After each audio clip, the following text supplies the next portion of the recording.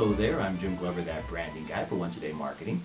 And it is Strategic Tuesday. We're going to start a little mini series that continues with our thinking about positioning.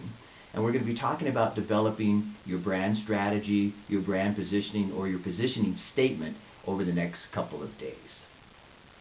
What is a positioning statement?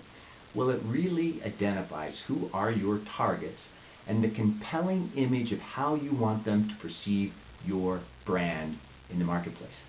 Remember, we talked about yesterday about it's great to be number one in the minds of your customers. That is your goal with your positioning statement. Now let's take a look at Nike. Oftentimes people get confused, let's say, between a positioning statement and a slogan. In the case of Nike, they use the slogan, "Just do it." But what does that really mean? Well, what that means is they don't care if you're the fastest miler in the world or the slowest. They just want you to go out and do it, and preferably do it using Nike clothing and gear. Now, why is a positioning statement so important?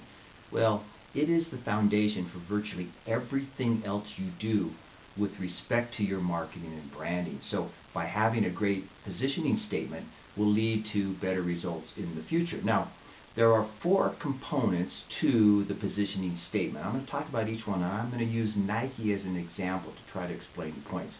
Very first thing is your target audience, okay? Who are you really going after? You can't be all things to all people, so you have to pinpoint a little bit. Case of Nike, they like athletes, but they really like athletes with a discerning flavor or taste for high performance gear. They don't want the low end. They want people that really don't mind paying a premium for gear that works. Now, what industry are they in? Well, they are in the athletic gear industry, one might say. I'm sure Nike has other thoughts about it, but in my perception of their brand, that's the field that they're in. So you need to have a frame of reference. You also need to have a benefit or point of difference. What really makes your product unique in the minds of your customer? Going back to Nike, they're really a performance product, aren't they? They use innovation to develop technologies in clothing and in shoes and in sports gear that really makes you perform better. And then lastly, you need to give people a reason to believe or proof that what you're saying you can do. Now think about Nike.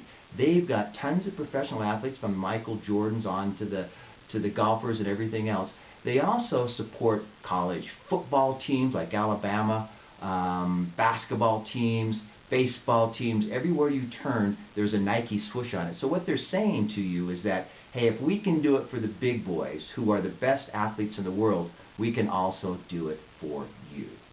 For Strategic Tuesday, your assignment is to start thinking about those 4 components that comprise the positioning statement.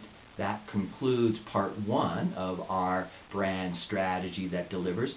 Join us tomorrow for part 2, where we're going to get into the action side of developing your actual positioning statement.